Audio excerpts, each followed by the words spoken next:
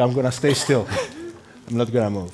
So we're going to present property pulse between Spitogatos and Prodexpo. We decided to work with them and publish something that will be present at the Prodexpo website in a few days. So we created some nice KPIs that you would be able to see what we can do with data, just a small indication. So we're going to present that, and then Luke is going to talk a bit about prop tech applications as well in NPL management. So that's a bit more advanced. I'm going to start a little bit about, I'm sure all of you know Spitogatos, the brand, and the website, and you might not be familiar with Spitogatos, the company. So, we manage multiple websites in Greece, Spitogatos clearly being the leading one. We're not present just in Greece, but with other brands. We also have presence mostly in the Balkans. So we manage 15 websites in 10 countries. We have offices in Zagreb, in Ljubljana, and also, we belong to a big group, which is based primarily in Italy, and the Insights business is based there. And so we also, apart from being present internationally, we increased the scope of what we are doing within Greece. So we invested in IMS. Mr. Kabouris was earlier today, which is the #1 Greek mortgage broker, and also in Fortunate, which is the #1 Greek real estate CRM. So those are a few big things about us. Okay, the rest are historical. And also about Insights, we decided to work together and join forces with our, let's say, big real estate data group in Italy. So together we offer services mostly towards institutionals. This started in Italy a few years ago, and now we are doing it also in Greece for a few years now. You joined last year, and he's going to talk a little bit more in detail about what we're doing and some specific cool stuff that we're doing there. I hope so. Cool, yeah. For us, it's cool. We'll see. So cool stuff that we're doing there on that front. So a little bit about the Property Pulse. So I don't know how I can click on the link here. This is the Microsoft moment here. Yeah, so I don't know how to do that. Here it is. Somebody's opening it. Okay, and can we scroll somehow? Oh, okay. Oh, that's cool. Okay, this I guess is the cover page. This is gonna be at the Prodexpo website soon. So this is. There's the guy with the laptop. Okay. Okay, cool. All right. So this is mostly an overview. This is price per square meter, asking price per square meter. So derived from Spitogatos clean data, deduplicated data. And cleaned up statistically. So you can also see a heat map there, and also the green premium, which is the additional price that properties with very high energy class rating have. So you can play around with the filters. You can look at, for example, this in comparison to last quarter, Q2 of 2024, and also same quarter last year, Q3 of 2023. So next one. So this is mostly at the regional focus. So you can see there's the KPI on the top right. So that's price per square meter. And then you can also select the region. You need to go to the top a bit, back to the top, and play around with the drop down. So on the top right, KPI, price per square meter, you can play around. You can select anyone you want. You can see, for example, time to sell. The third one is how much time a property is on average on the market. It's not just an average of when it's in and when it's out, but we do it statistically as well, based on also experience and algorithmical models we are using in Italy as well. So you can do that per region. So you can see the average time that a property is on the market, the average leads that the property has while it's on the market, the green premium, and you can do this per area. So it's not per area, it's not high level of detail, because we do this also for business, but it's also at territory level. So it's Attica, Aegean Islands, and other things. So this is this page. We'll go to the next one. So this is the asset life cycle. So per quarter, you can see how many properties in the selected region are stable, how many are coming in, how many are coming out, and how many are coming in and out within the same quarter. So that's also something interesting, and you can also see there all this data plotted in a table as well below for the selected region. Next page. So here it's this is demand related. It's the percentage of the demand, which is a combination of searches on the site, leads conducted on the site, and leads like more contact requests and phone calls conducted on the website, and based on the country of origin. So you can see that Greece primarily is number one, US is number two, but you can also, if you want to see more and dig a little deeper into the others, you can take Greece off the calculation and also see what are the regions that are the most popular to the selected group. And this is for Q3 2024. So that's primarily it. Of course, this is something that it's not so useful if you just look at it. It's interesting to play around. So this is going to be public. This is a public URL. It's going to be available at the Prodexpo website. So, feel free to take a look and dig there. And if you want to contact us, last page, some information about us as well, contact information, and some URLs that have some more information about us. So in relation to the Property Pulse, this is it. And for more information, you will see at the Prodexpo website, or feel free to touch base afterwards, and we can send you the URL before it's public at Prodexpo. So passing on to Luke for his bit. All right, while our great colleague goes back to the presentation, thank you very much, sir. Fine navigation. I'll grab that clicker, start with 2 apologies. One's for the English, and one is for everyone who sees my back in this ring setting. So I chose the right chair. I can spin around and try to see you all.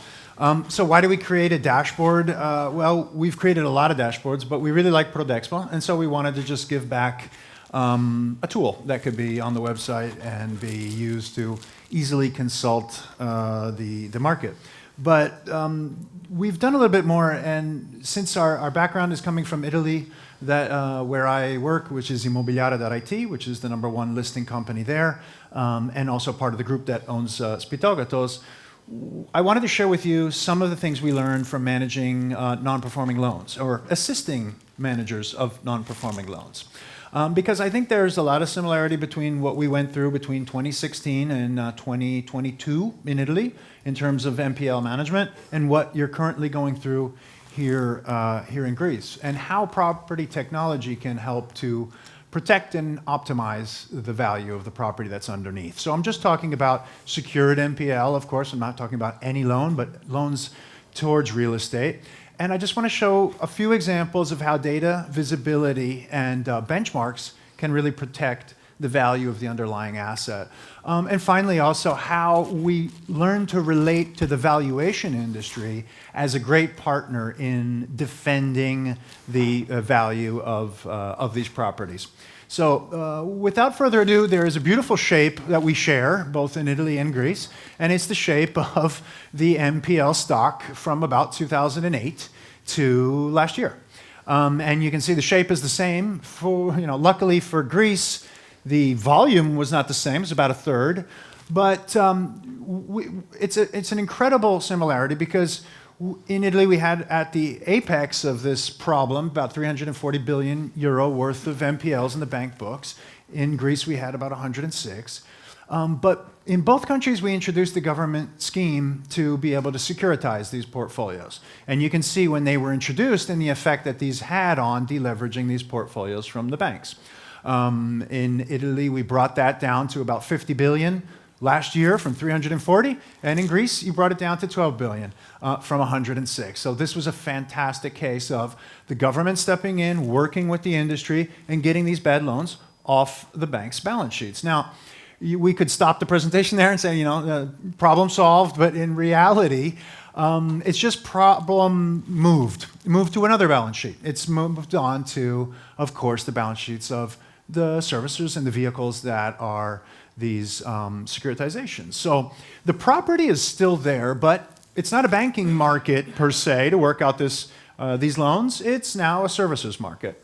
And these are some of the characteristics that we've had to go through when we now tried to address this new subject. This new subject was a servicer relying on the government, and in particularly on the auction system, to extract value from those properties and meet their objectives and on their business plan. I just showed on the left the number of auction attempts in the last 5 years, and on the right, the initial auction value of the property. And both indicators are not positive. What we understood from the way that Italian courts do auctions was it's not very efficient. It's not thought to be a very user-friendly process. It's not definitely like navigating the Spitogatos website or the Immobiliare website, but it's really slowed down. Even after COVID, we still have not been able to recuperate the number of auctions that we do or protect really overall at a systemic level the value of the property that is entering the auction, and of course the value at the exit, which is even worse. So our initial auction value is now at the lowest it's ever been in the last 5 years. And this is all not very good for the borrower, for the bank that got rid of the loan, and for the servicer who's trying to manage it. So what does this really have to do with real estate? Well, this had a huge impact on, of course, property value. Inefficiency of this approach, we were able to calculate it, and we measured the open market values of similar properties in Milano. And this is the first slide you can see. On the left, you can see the distribution of the average price per square meter of an open market property. And the same type of property being sold at an auction is about a third of the value of the open market value. And the same is exactly for Rome. And these are just two of the main Italian markets. And I'd be willing to bet that it's also very similar here.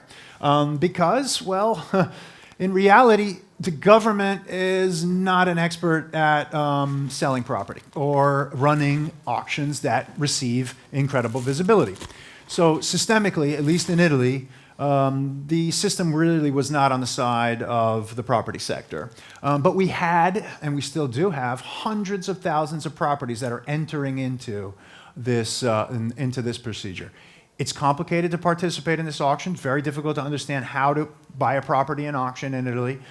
It's difficult to get an appointment to even go see it, and nobody wants to buy a property without having seen it first. Of course, we all know that. The characteristics of these properties is not like navigating Spitogatos, and you see nice photos, you see full characteristics of the property. Many times we had scans of black and white photos being uploaded onto the government auction site. And the portals just don't have visibility because they're not meant for visibility. They don't buy ads. They are not spending in advertising like a property portal would. And so what we started to do was we used Immobiliare to give visibility to these properties. So we replicated all of these advertisements that were on the individual court websites, and we brought them onto Immobiliare, and we made them look as closely as possible to our open market properties. That means that we made sure that they had full visibility, they had all of the pictures, and we also understood that this is not a broker anymore that's publishing directly and is interested in receiving a call. This is a court-appointed custodian, or it's a servicer-appointed broker. And so we started to do inbound management of all the calls we received. That totally changed our participation level in the auction itself. From there, we exploded the value chain to make sure that our servicers were uploading their entire portfolio, not just all the properties that were going to auction. And this gave them the ability to go from creating the publication directly from their dashboards all the way to monitoring the performance of their brokers when they did have appointments and were going to visit these properties together. We're doing the same now in Greece. The advantage of seeing your non-open market properties with the open market ones, so seeing the totality of what is being sold in your market, allows you to understand where you are positioned in the quadrant. Am I underpriced? Am I overpriced? Who are my competitors on the open market? Because in reality, if you take the difficulty of participating in an auction alone, the open market property is always going to have an advantage, even when possibly your auction property is still valid and still has great property characteristics. So we connected those portfolios with all of the surrounding property so that our investors and our servicers could do the proper benchmarking. That meant also feeding into their underwriting process all of the deduplicated comparables that we have collected over all of these years, both the current ones and the historic ones. And unlike in Italy, deduplicated in Greece is very important because we have the same properties that are obviously being published by a number of different real estate agents. So we studied an approach from social media to identify clusters of the same posts that are being posted by bots. And we used that same approach to identify when properties were being published with very slight variations to make it look like a different property because it was being published by a different agent. And for example, in this view and in this feed, we're currently working with Resolute Cepal Greece and providing them every day with clean deduplicated comparables to be able to make their property decisions. So this has really been a fantastic investment for Italy because on the portfolios where we applied this technology, we saw between 5 and 15% uplift in the actual auction value at the end of the auction because, of course, visibility is the first component to competition. People weren't coming to the auction because they didn't understand, they couldn't find these properties. Now they are, and of course that competition is driving up the price and defending it. One last aspect I want to touch on, which is fortunately not as bad of a problem here as it was in Italy, was we had the valuation industry, which was not very sensitive to the valuation of these type of properties. There was kind of a bias towards valuing a property that was being put up for auction, not because of the characteristics of the property, because of the process it was going into. We found valuations that were just simply minus 33% of the property value because it's going into an auction, regardless of what the characteristics were, regardless of the appetite for that type of property on the market. So we had a problem with depricing the property at the end, but we also had a problem with overvaluation at the beginning. So if the property was being overvalued at the beginning of the process, the banks were accepting a really hard write-off, both when it entered into non-performing stage and then when it was finally sold at an auction. And that's because for many years we had lack of valuation standards that valuers could all agree on and that we could hold them to task on. Fortunately, in Greece, and we have fantastic collaboration with AVAG, with the Association of Greek Valuers. We're all members of Tegova, and you have certified your valuers with PeopleSet. So this is not as bad of an aspect. But what I want to say is valuers, through their data, through the technology and their certification, can really provide a strong defense and make valuations comparable because they're working according to a standard and they're working in an impartial fashion. And so we are also habilitating the valuation industry to have more data, more technology to be able to do that. All in all, we are super excited about working here because of what we were able to see in Italy. This is really like a smaller version, fortunately for the Greek economy, a smaller version of the NPL problem that we had in Italy, but many of the characteristics are the same. So I see my time is red, so I'm going to stop talking. But I just wanted to thank you for your attention, and like Dimitris said, we would be happy to answer any questions after the speech. Thank you very much. Thank you.